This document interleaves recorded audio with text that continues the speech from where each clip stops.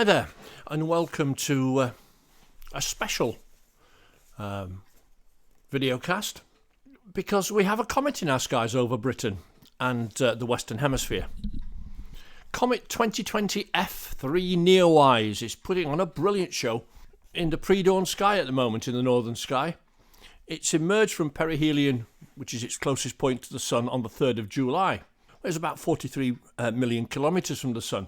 And it was picked up by NASA's Near-Earth Object Wide Field Infrared Survey Explorer, NEOWISE, back in March.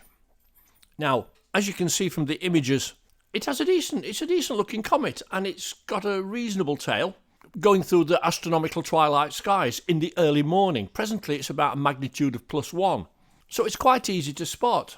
And the other thing that makes it an easy to observe comet is the fact that it's going through very bright constellations. Currently it's in Auriga and it's moving through links into Ursa Major, which are easy to see.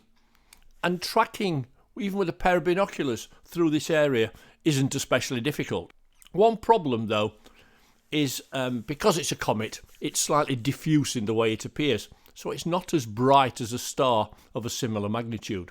Now, as July progresses, it improves visibility. The comet improves visibility across the UK, moving slightly higher and northeastwards out of Auriga, as I say, into links and below, just below Ursa Major. Hopefully it's going to stay as bright as it is at the moment, but of course nothing's predictable when it comes to comets as it moves away from the Sun. By mid-month it'll be in links, and it'll actually move into the evening sky, sort of 10 o'clock in the evening, something like that, 9 o'clock UTC, and it'll be moving quicker across the sky towards its closest approach to the Earth, which will take place on the 23rd of July, when it's about 103 million kilometres away from us, and that is very close in terms of astronomical distances.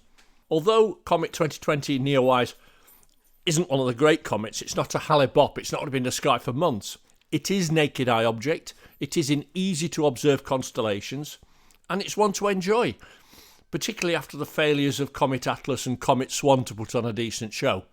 So get out there in the, at the moment, pre-dawn sky, later on in the month, the late evening sky, and take your binoculars with you. And if you've got a clear night, you should easily be able to see Comet F3 2020 NEOWISE.